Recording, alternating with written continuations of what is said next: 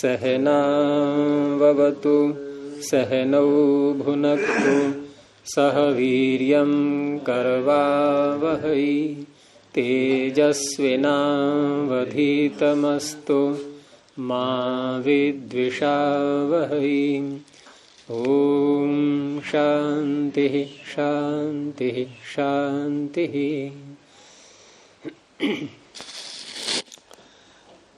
प्रथमावृत्ति की 115वीं कक्षा।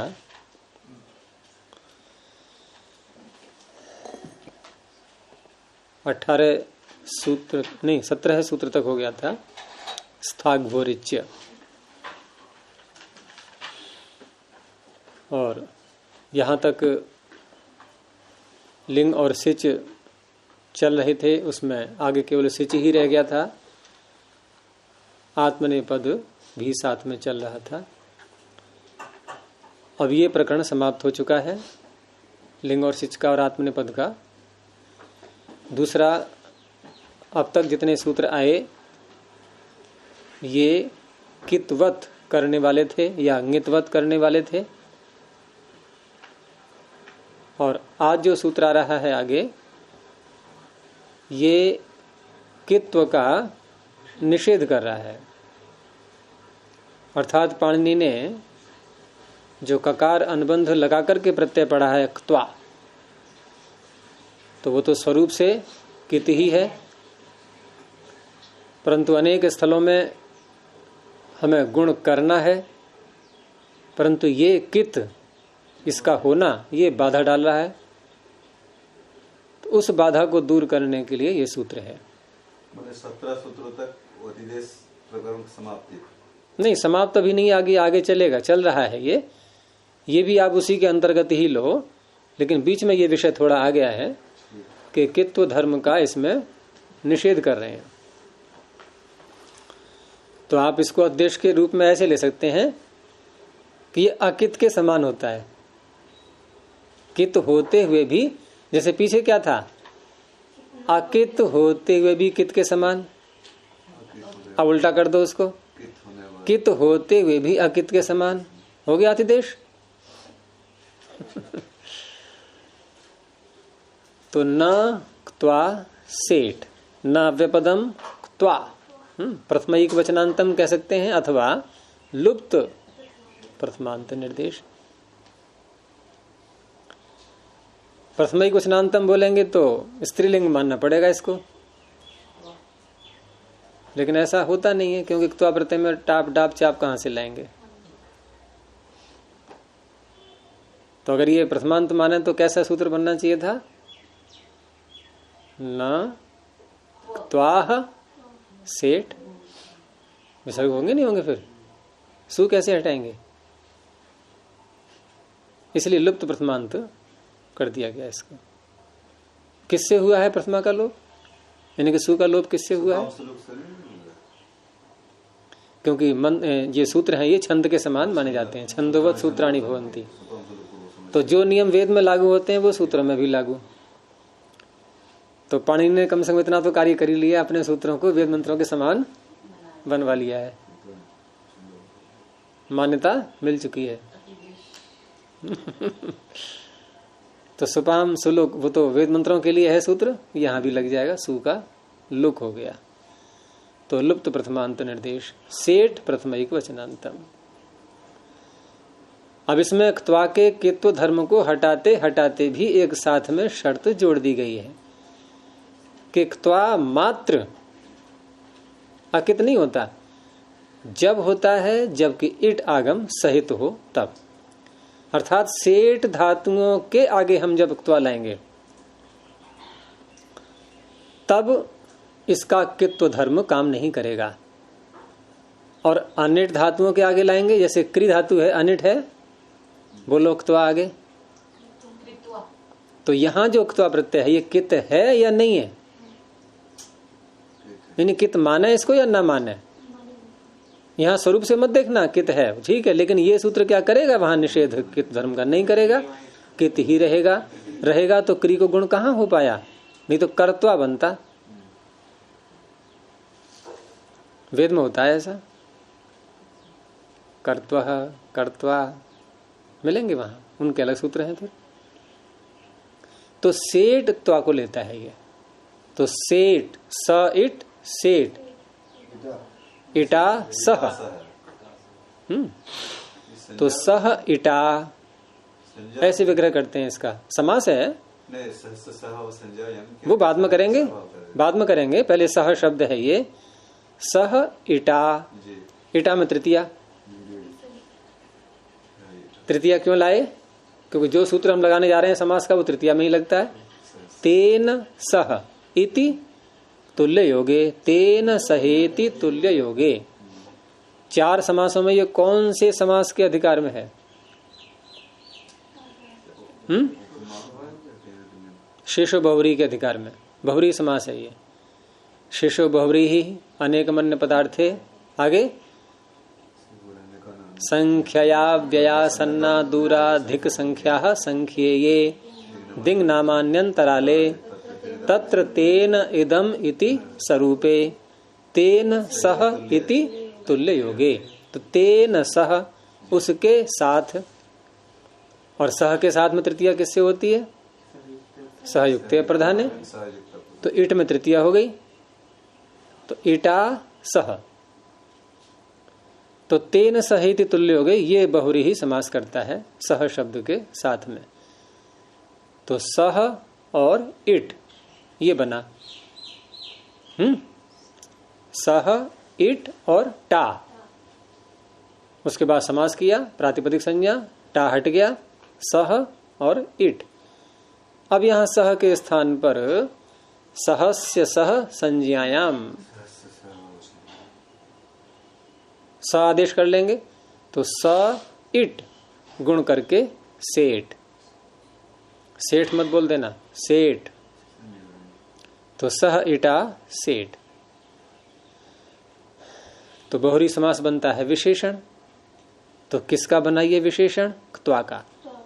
तो सेठ क्त्वा, ऐसा क्त्वा जो सेठ है। तो सेठ क्त्वा प्रत्यय कित न भवति। अब तक भवती भवती बोले थे, न और जोड़ दो, अब न भवती नहीं रहता ये। अब उसका लाभ आपको उदाहरण में दिखाई देगा। तो देवित्वा धातु दिवादि गण की पहली ही, दिवु क्रीड़ा विजिगीषा व्यवहार द्युति स्तुति मोद मद स्वप्न कांति गतिषु। 10 अर्थ हैं इसके। सबसे अधिक अर्थ किस धातु के होते हैं? अव, जिससे ओम बनता है। 19। अवरक्षण गतिकांति प्रीति तृप्त्यवगम प्रवेश श्रवण स्वाम्यर्थ याचन क्रियेच्छा दीप्त्यवाप्त्या लिंगन हिंसा दान भाग वृद्धिषु। और 19 अर्थ का तात्पर्य वहां पर क्या लेते हैं, और थोड़ा सा उसमें रहस्य भरा हुआ है कि 19 में पहला अंक क्या है? 1। दूसरा अंक क्या है? 9। प्रत्याहार बना दो इसको। बीच के सारे आगे। कौन सा अंक छूट गया है जरा बताना? 0 छूट गया है। 1 और 9 को जोड़ दो। कहने का तात्पर्य अनंत अर्थ है इसके अब धातु के। कैसे पता लगा? 19 कहने से। क्यों पढ़े पांडे ने 19? 20 पढ़ देते, 18 पढ़ देते हैं। तो परिगणन में 19 पर ही क्यों रुक गए? 20-21 कर लेता और भी कर लेता। हाँ, क्योंकि 19 में सारे अंक आ गए। 19 संख्या ऐसी है जो सारे अंकों को लिए हुए है। 1 से लेके 9 तक, और जोड़ दो तो 10 में 0 भी आ गया। तो अनंत अर्थ है इसके। क्योंकि जो शब्द इससे ओम बनने जा रहा है उसमें अनंत गुण कर्म स्वभाव और सारे अर्थ ओम शब्द में आते ही हैं। हम बोलते हैं ना कि सर्वोत्तम नाम परमात्मा का ओम। कि क्यों? क्योंकि इसमें सारे अर्थ समाविष्ट हैं, सारे अर्थ। और इसका इसीलिए इसको कहा गया कि निज नाम है ये परमात्मा का। जैसे कोई मनुष्य अपने परिवार में किसी का पिता, किसी का भाई, किसी का पति, किसी का चाचा, मामा, अलग अलग नाम बनेंगे ये। लेकिन कौन सा ऐसा नाम है जिसको बोलने से ये सारे उसमें समाविष्ट हो जाएं? जो नामकरण संस्कार में रखा गया। जब वो बोलेंगे उसका नाम, तो कौन सा बच गया इसमें? वो पिता भी है, भाई भी है, चाचा भी है, मामा भी है, और वो बोलने पड़ेंगे मैं एक एक करके अलग अलग। तो निजी नाम हो गया ना उसका, वो जो नामकरण संस्कार से रखा गया। तो ऐसे ही परमात्मा का हमने कहा सर्वव्यापक, तो एक ही अर्थ निकलेगा। दयालु एक ही अर्थ निकलेगा। न्यायकारी एक ही अर्थ निकलेगा। और ओम, ये सारे आ गए इसमें। ये है निज नाम ओम, इसलिए उसके अर्थ भी अनंत हो गए अब धातु पे। तो दिव धातु पे हैं हम अभी। क्त्वा प्रत्यय करने वाला सूत्र कौन सा है? समान कर्तृकयोः हो पूर्व काले। दो धातुएं होती हैं और उसमें जो पूर्व धातु है, पूर्व की जाने वाली क्रिया, उस धातु से क्त्वा प्रत्यय होता है। दो कैसे लिए? समान के दृष्टिकोण से नहीं, कर्ता एक ही होना चाहिए। तो समानता के दृष्टिकोण से दो के अपना अध्याय किया ना। हाँ, समान कर्तृकयोः पूर्व काले। एक में तो समान दो भी। हाँ, दो होंगे और द्विवचन भी आ रहा है समान कर्तृकयोः। समान कर्तृकयोः, तो दो क्रियाएं होनी चाहिए। उसमें पूर्व काल वाली क्रिया से क्त्वा प्रत्यय होता है। तो दिव और क्त्वा। अब इसमें इडागम, क्योंकि क्त्वा प्रत्यय आठ धातुक है, वलादी है, ककार को हटा दिया है, तो वलादी होकर के इडागम हो गया ई और त्वा। यहाँ एकाच उपदेश अनुदाता नहीं लग पाएगा, क्योंकि दिव में द में जो ई है ये उदात्त है। तो इडागम हो गया दिव ई त्वा। अब ये सूत्र लग गया। अब ये सूत्र इसने क्या किया कि कित्व का कर दिया इसने निषेध। तो निषेध होने से अब गुण किससे करेंगे हम? दिव है पुगंत लघुपधस्य च, तो गुण होकर के देव ई त्वा देवित्वा। क्त्वा तो सुन कसुनः से अव्यय संज्ञा होकर के जो सुप्रत्यय आएगा वो हट जाएगा, अव्यय बन गया ये देवित्वा। क्रीड़ा करके, खेल करके। ऐसे ही वृतु वर्तने धातु है भवादिगण की, इससे भी क्त्वा प्रत्यय इडागम होकर के वृत्त ई त्वा। कित्व का निषेध हो गया, गुण हो गया किससे? वही सूत्र पुगंत लघुपधस्य च। रपर होकर के उर्ण रपर से वर्तित्वा, व्यवहार करके। इसी का हिंदी में बोलते हैं ना बरतना, कि बहुत बरत के देख लिया, इतने साल साथ में रह के फिर भी स्वर से स्वर नहीं भिड़ पाए या तार से तार नहीं जुड़े। तो वर्तित्वा। ऐसे वृद्धु वर्धने, ये उपाधिगण की है, तो यहाँ वर्धित्वा, बढ़कर। इस तरह से इसके उदाहरण है, कोई सिद्धि कठिन नहीं है। अब यहां से न और सेठ, क्योंकि क्त्वा प्रत्यय तो हो गया, क्त्वा प्रत्यय के कित्व का निषेध तो इसने कर लिया, काम समाप्त हो गया इसका अपना। वैसे दोबारा फिर आएगा क्त्वा भी है, पुंगा क्त्वा च इत्यादि सूत्रों में। यहां अभी फिलहाल इसको रोक दिया गया है, तो अभी शांत हो जाए। लेकिन न को और सेठ को आगे लेके चल पड़े ये, तो इसका अर्थ है कित्व के निषेध का प्रकरण तो अभी चल रहा है। ये कुछ सूत्रों तक अभी जाएगा, लेकिन प्रत्यय बदल गया आगे अगले सूत्र में। तो निष्ठा, शींग, स्विधि, मिधि, क्षुधि, धृषः। निष्ठा प्रथमैक वचनांतम। यहां क्यों नहीं कहा लुप्त प्रथमांत, जब क्त्वा में कह दिया तो?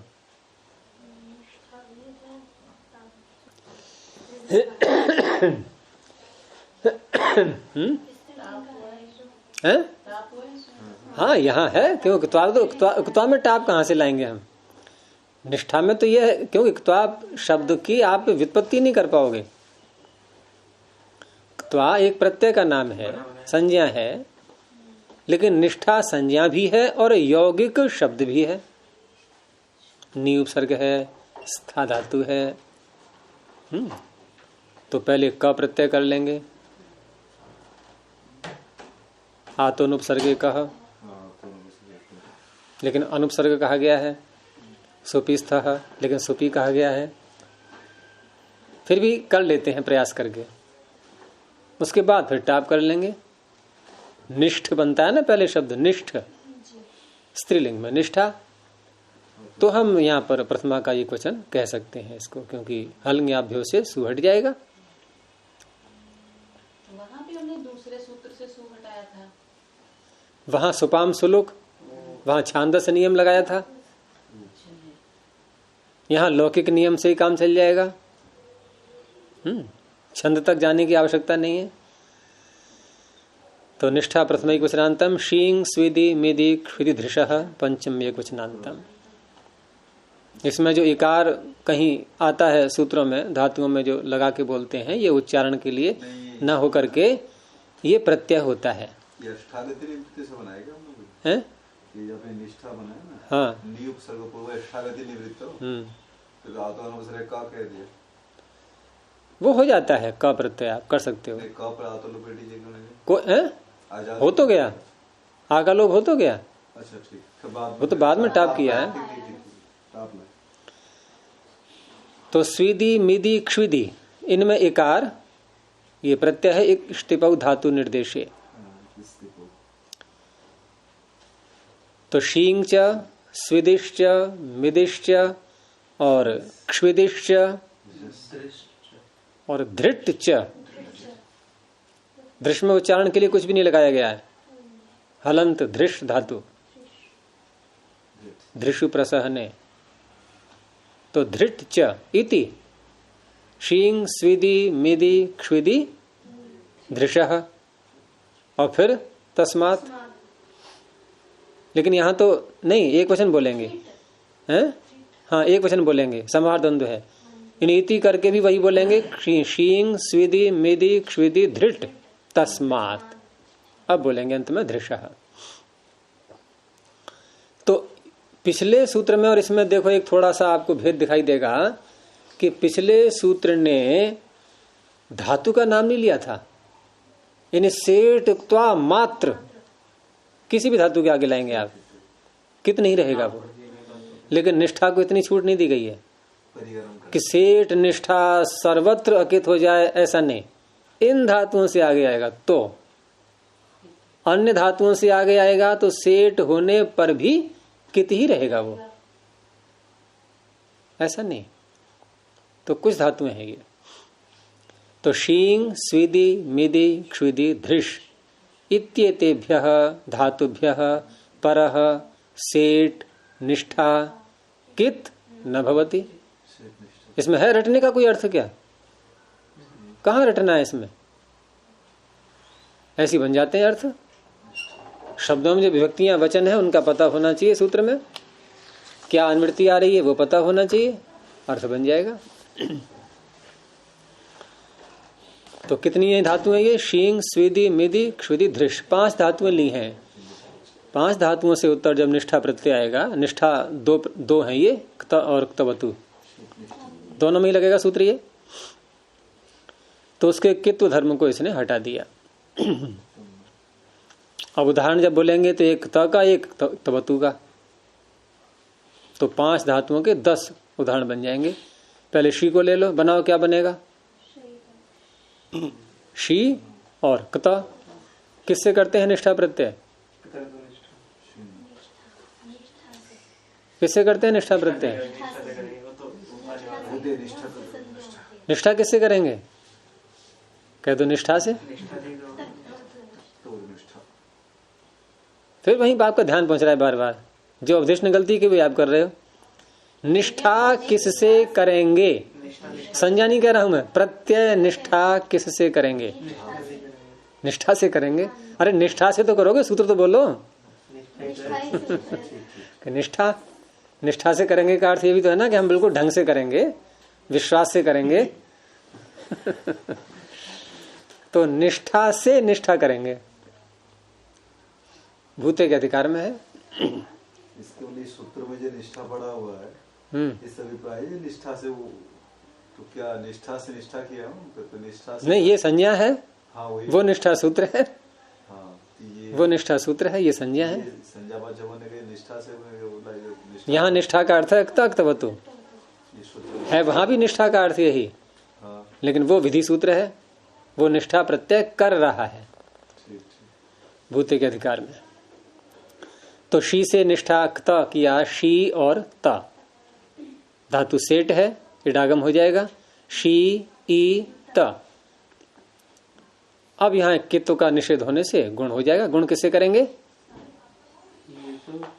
सार्वधातु का धातु कयो हो, तो शे ई त आयादेश होकर के शयितः,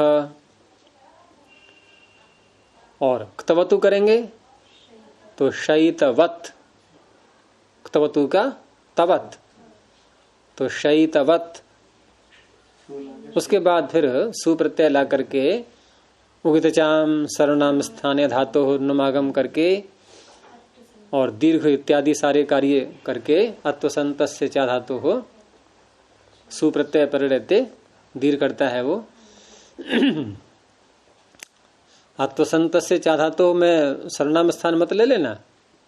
सौच, सौ की अनुवृत्ति आ रही है उसमें, इन्हन पुरुषार्यम नाम शौच अत्वसंतस्य चा धातु, क्योंकि द्विवचन में अन्य जो सर्वनाम स्थान के प्रत्यय हैं उनमें दीर्घ नहीं होता है। शयितवान, शयितवन्तौ, शयितवन्तः, शयितवन्तं, शयितवन्तौ, शयितवतः। जैसे भवत का था भवान, भवन्तौ, भवन्तः, वैसे ही है इसके रूप भी, क्योंकि वहां भी वही लगा था तो संत तो भगवान में भी, और राजन में नहीं है ये बात। ये वहां 5 जगह आपको दीर्घ करना पड़ेगा। राजा, राजानौ, राजानः, राजानम, राजानौ, अब हट जाएगा राज्य। यहां तो वहां किससे किया? सर्वनाम स्थान है, चाहे संबुद्ध हो। लेकिन ये क्योंकि अत्वंत है, इनका अलग सूत्र है। अत्वसंत से चाहा तो ये केवल सुप्रत्यय पर रहते लगता है। तो शयितः, शयितवान, स्विदी, स्विद धातु, तो स्विद धातु जो है ये पसीना निकलने अर्थ में आती है, पसीने से भीग जाते हैं ना। तो स्वेदितः प्र उपसर्ग लगा दिया तो प्रस्वेदितः, प्रस्वेदितवान। क्या है धातु मूल? ये धातु में मूल याद करते जाएगा ढंग से। जैसे शी धातु क्या है? मूल। मूल का तात्पर्य धातु पाठ में कैसे है? शी धातु कैसे है? हैं? शींग, देखना किसका है? शींग ऑन करके, शींग शय, शय ने नहीं है, शींग शय, ठीक है। और स्विद का है ये श्विदा गात्र प्रक्षरणे, गात्रों से, शरीर से जो प्रक्षरण अंदर से निकल रहा है पसीना, ये श्विदा, ये श्विदा, स्विदा नहीं मूर्धन्य, ये श्विदा।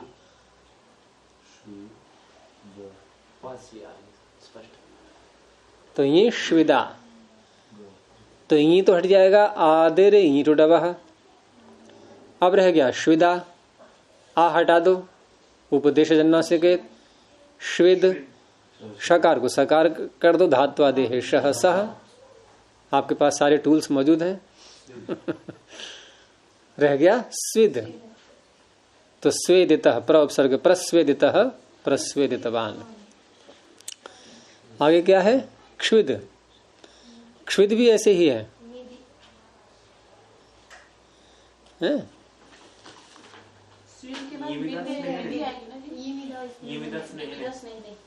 अच्छा मिद, हाँ ये रह गया। नहीं कहाँ पे? शींग स्विदी मिदी, हाँ मिद है पहले, तो ये भी ऐसी है, ये मिदा, वो थी ये क्षुदा, और ये है ये मिदा। तो तो यमिदा स्नेहने, ये प्रेम करने अर्थ में, स्नेह करने अर्थ में आती है। यहां भी ऐसे ही आप ये को हटा दो, आ को हटा दो, तो क्या रह गया? मिद। और मिद के साथ में प्र उपसर्ग लगा दिया, तो प्रमिद और निष्ठा करके प्रमेदितः, प्रमेदितवान। स्नेह, उसने स्नेह किया। क्त प्रत्यय आता है ये भाव और कर्म में, क्तवतु आता है कर्ता में। तयोरेव कृत्यक्त खलर्थाः। क्त प्रत्यय भाव और कर्म में, और जिन धातुओं से कर्ता में होता है उनको आगे गिना दिया गया है। गत्यर्था, कर्मक, श्लिष, शींग, स्थास, वस, जन, रुह, जीर्यतिभ्यश्च। तो प्रमेदितः, प्रमेदितवान। आगे है फिर क्ष्विद। तो ये क्ष्विदा, ये भी ऐसी ही है, ये सब में ये अनुबंध है। तो इसका बनेगा प्रक्ष्वेदितः, प्रक्ष्वेदितवान। ये भी स्नेह करने अर्थ में आती है।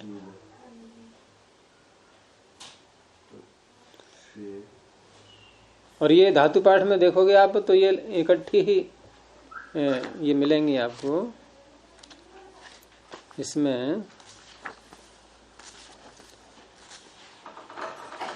ये श्विदा, ये भ्वादिगण में,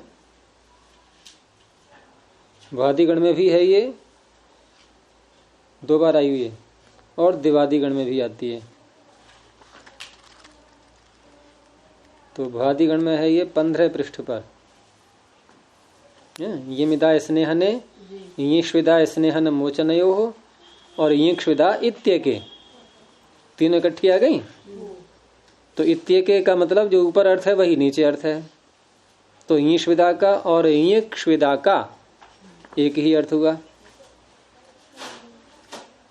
और एक भादिगण में 21 पृष्ठ पर फिर आई है ये,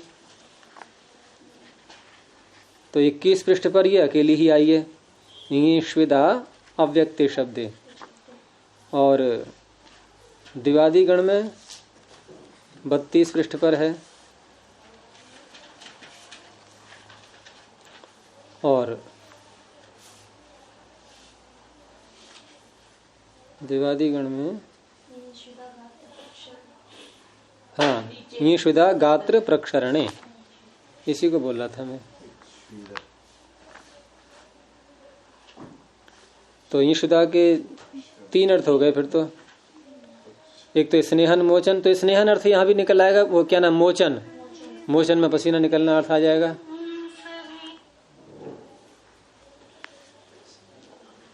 और ऑन करो। तो इस तरह से ये क्षुता का हो गया प्रक्ष्वेदितः, प्रक्ष्वेदितवान। ऐसे ही धातु अंत में है इसमें धृष, तो धृषु प्रसहने। यहां सहन तो कर रहा है वो, लेकिन सहन करने का क्या सहन कर रहा है, क्या सहन कर रहा है? जो डांट पड़ रही है उसको भी सहन कर रहा है, और फिर भी मानता नहीं। हाँ, तभी तो कहते हैं बहुत ढीठ हो गया ये। कितना ही डांटते रहो, कितना ही पीटते रहो, कोई प्रभाव ही नहीं पड़ता है। क्यों नहीं पड़ रहा है? सहन शक्ति बढ़ गई है। तो प्रसहने, धृषु प्रसहने, ठीक है। तो इस तरह से धृष धातु है, यहां निष्ठा करके गुण हो जाएगा पुगंत लघुबत से, कित न होने से। तो प्रधर्षितः, ढीठ बन गया है। प्रधर्षितवान, उसने धृष्टता की, ये बन जाते हैं। चलें आगे। मृषस तितिक्षायाम, मृषः पंचम एक वचनांतम, तितिक्षायाम सप्तम एक वचनांतम। ऊपर से पूरा ले लो आप, ज्यों कहते हो। निष्ठा भी, सेठ भी, और कित का निषेध भी, यानी कि न। अब इसमें मृष धातु के साथ में इन्होंने अर्थ भी दे दिया है, तितिक्षायाम। और धातु पाठ में निकालो आप मृष धातु को। मृष धातु ये धातु पाठ में है आपके, दिवादी गण में भी है, चुरादी गण में भी है, भुआदी गण में भी है। तो दिवादी गण में है ये 31 पृष्ठ पर जी। और वहां धातु ऐसी ही पड़ी है बिल्कुल जैसे आपका सूत्र है ये मृष तितिक्षायाम। और भुआदी गण में ये 15 पृष्ठ पर। तो भुआदी गण में मृषु सहने, हाँ वहां है मृषु सहने। मृषु सहने च, सहने च का तात्पर्य ऊपर सेचने भी आ गया और बढ़ा दिया। इतरौ हिंसा संक्लेशन योश्च, यानी सेचन, सहन, हिंसा, संक्लेशन, और उधर ले लो आप तितिक्षा, तो कई अर्थों में हो गई ना। तो अब इनको यहाँ पर निश्चय करना पड़ा कि हम कौन से अर्थ वाली मृष को लेकर के कित्व को हटा रहे हैं निष्ठा के, तितिक्षा अर्थ में केवल। तो अन्य अर्थों में आएगी तो गुण नहीं होगा, यानी कित्व रहेगा, निष्ठा कित रहेगा। तो इस तरह से हम जब मर्षित बोलेंगे तो तितिक्षा अर्थ है, और मृष्ट बोलेंगे तो अन्य अर्थ होंगे।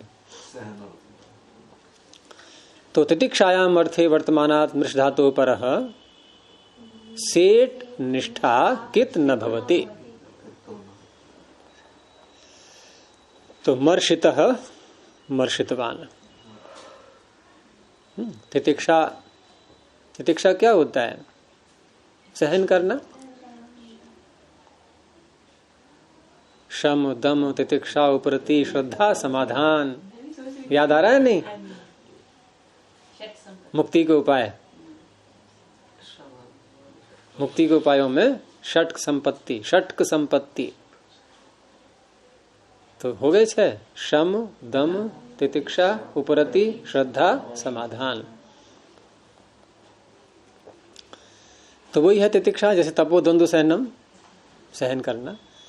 तो मर्षितः मर्षितवान, यानी उसने सहन किया या दूसरे ने अपमान किया उसको सहन कर लिया, अर्थात क्षमा कर दिया उसको। तो इस तरह से आता है। और चलें आगे, एक और ले लेते हैं सूत्र, सरल है ये। उदुपधात भावादि कर्मणो रण्य तरस्याम। उदुपधात पंचमी एक वचनांतम, भावादि कर्मणो सप्तमी द्विवचनांतम, अन्य तरस्याम अव्यय पदम। आपको लग रहा होगा सप्तमी का भी है ये, लेकिन अव्यय भी है ये, अन्य तरस्याम। और ऐसे अव्यय जो कहलाते हैं जहां विभक्ति भी दिखाई दे रही होती है, इन्हें बोलते हैं विभक्ति प्रतिरूपक निपात। लग रहे हैं विभक्ति जैसे, जैसे अहम शब्द है, अस्मद का प्रथमा का एक वचन, लेकिन अहम अव्यय भी है, अहंकार। तो ये क्या हो गया? विभक्ति प्रतिरूपक निपात, क्योंकि निपात बनने के बाद ही तो अव्यय बनेगा। स्वरादि निपातम अव्ययम। तो ऐसे ही ये भी अव्यय है, अन्य तरस्याम। ये अहम शब्द ये क्या नहीं है इसमें? स्वरादि में तो नहीं पड़ा, स्वरादि निपातम अहम शब्द पड़ा होगा। वो और भी कहीं आप ले सकते हो। जब व्यवहार चल रहा है तो कहाँ पड़ा है उससे कोई तात्पर्य नहीं, बस अव्यय है, चलता है। तो उद उपधात में समास करेंगे। उत उपधा यस्य, ह्रस्व उकार उपधा है जिसका, यानी अंत से पहला है, अलुन्त्यात् पूर्व उपधा। तो उत उपधा यस्य स उदुपधः तस्मात् उदुपधात्। और आदि कर्म शब्द है इसमें, भाव और आदि कर्म जो सूत्र है, भावादि कर्मणोः, इसमें आदि कर्म में अलग समास किया गया है। उसके बाद फिर भाव का और आदि कर्म का 2 समास होंगे। तो आदि कर्म में क्या है? कर्मधारय समास। आदि च अधः कर्म च।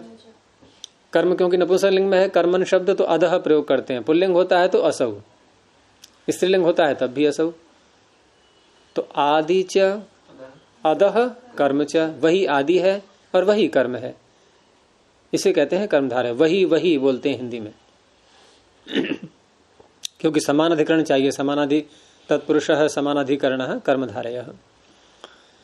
तो वो हो गया आदि कर्म। अब भावश्च आदि कर्म च, इन दोनों को जोड़ दिया गया समास करके, भावादि कर्मणि तयोः भावादि कर्मणो, ये इतर इतर योग द्वंद्व हो गया। तो इसमें काम तो वही कर रहा है ये कि सेठ निष्ठा के कित्व का निषेध कर रहा है। प्रथम सूत्र में शींग स्विदि मिदि 5 धातुएं ले ली थी, दूसरे सूत्र में मृष धातु 1 ले ली। धातुएं इसमें भी हैं, लेकिन साथ में शर्त भी है कि धातु कैसी होनी चाहिए, उदुपध, उकार उपधा वाली। जैसे द्युत है, मुद है, ये कैसी हैं, उकार उपधा वाली, उदुपध। इन धातुओं से उत्तरीय कित का निषेध करेगा, सेठ निष्ठा की कित का निषेध। लेकिन सेठ निष्ठा के साथ में कुछ विशेषताएं जोड़ दी गई हैं, क्योंकि निष्ठा प्रत्यय मैंने कहा था आपको भाव में और कर्म में आता है, तयोरेव कृत्यक्त खलर्था है, लेकिन कर्ता में भी आता है, जो आगे सूत्र हैं। और आगे जो सूत्र आ रहे हैं उनसे कर्ता में भी आता है। कहाँ पहुंच गए आप? तयोरेव कृत्यक्त खलर्था से कूद करके दूसरे अध्याय में आ गए तुरंत ही।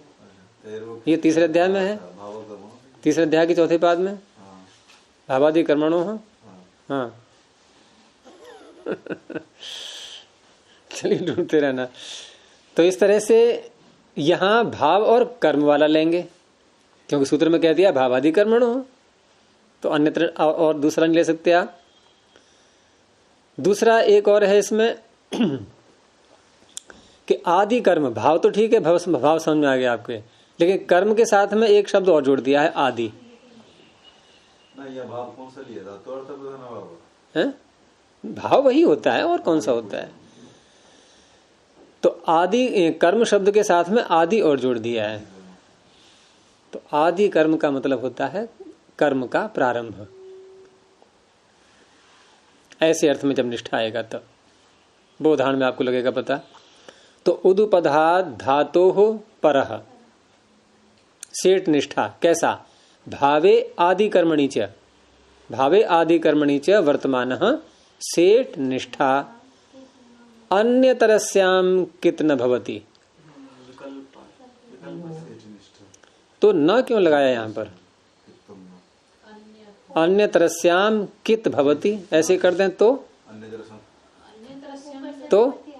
बात न क्वचित प्रवृत्ति क्वचित अप्रवृत्ति होगा, नहीं होगा तो ना, तो ना लगा देंगे। नहीं, ये वो है, ये प्राप्त विभाषा है या अप्राप्त विभाषा है? किससे प्राप्त था? क्या चीज प्राप्त थी? निषेध किससे प्राप्त था? हाँ, नक्त्वा सेठ से। उसने कहा कि नहीं नहीं, यहां निषेध तो तुम करोगे लेकिन विकल्प से करोगे। तो विकल्पेन कित न भवति। तो भाव का उदाहरण, तो भाव में आप निष्ठा कर लीजिए, तयोरेव कृत्यक्त खलर्था से। तो द्युत धातु निष्ठा कर लिया, इडागम हो गया, कित का निषेध गुण हो जाएगा, पुगंत लघु बदस्य च द्योतितम, द्योतितम अनेन, अनेन इसलिए साथ में दिखा दिया है कि भाव स्पष्ट हो जाए। इसके द्वारा नहीं, द्योतम अनेन यह चमका, अनेन द्योतितम कर्ता में तृतीया, क्योंकि कर्ता अनभित हो गया ना भाव में, जब प्रत्यय आ गया तो अनभित कर्ता में तृतीया हो गई। अनेन द्योतितम, इसके द्वारा चमका गया, अर्थात यह चमका जी। और जब कित रखेंगे तो क्या बनेगा? द्योतितम। अब गुण नहीं हो पाएगा, तो द्योतितम अनेन, द्योतितम अनेन। ऐसे ही मोद धातु प्रसन्न होने अर्थ में आती है, तो मोदितम अनेन, यह प्रसन्न हुआ, और मोदितम अनेन, दोनों बन जाएंगे। आदि कर्म, आदि कर्म में क्या है? कर्म का प्रारंभ, तो वहां प्रारंभ अर्थ साथ में और जोड़ देते हैं, करेंगे उसी से तयोरेव कृत्यर्थ खल अर्था भाव में और कर्म में, लेकिन ये आदि शब्द और जोड़ दिया गया है। तो यहां जो बनेगा प्रद्योतितः, तो यहां प्रारंभ हुआ कि चमकना प्रारंभ हो गया, जैसे कि प्रातः काल का सूर्य। प्रद्योतितः, और दूसरा बनेगा प्रद्योतितः। ऐसे ही प्रमोदितः, अभी तक रूठा हुआ था, अब उसकी बातें कुछ कुछ मान ली गई हैं, अब प्रसन्न होना प्रारंभ कर दिया उसने, तो प्रमोदितः और प्रमुदितः। तो अगर ये विकल्प ना करें, हैं? अगर ये धातु का तो नित्य ही कित्व का निषेध रहेगा, गुण होता रहेगा, यानी गुण के निषेध वाला प्रयोग नहीं मिल पाएगा फिर आपको। और निष्ठा करने का जो है आदि कर्म में एक अलग से वार्तिक भी है, आदि कर्मणि निष्ठा वक्तव्या। आदि कर्म में निष्ठा इस वार्तिक से कर लेते हैं, और ये वार्तिक उसी सूत्र पर है जो जहां आपका जो निष्ठा सूत्र आ रहा है, तीसरे अध्याय के दूसरे पाद में होगा ये, भूते के अधिकार में, हाँ 102। तो इसी निष्ठा सूत्र पर ही है ये वार्तिक, आदि कर्मणि निष्ठा वक्तव्य। इससे आदि कर्म नहीं, कर्म का प्रारंभ यदि कहीं होता है तो निष्ठा प्रत्यय कर सकते हैं, उससे हो जाता है। तो इस तरह से ये सूत्र हो गया उदपदात् भावादि कर्मणो अन्यतरस्य। यहां तक जो है ये। अब आगे प्रत्यय दोबारा फिर आएगा, ये क्त्वा प्रत्यय फिर जोड़ेंगे आगे। अब इसको ही रोकते हैं अभी, प्रणव ध्वनि। ओ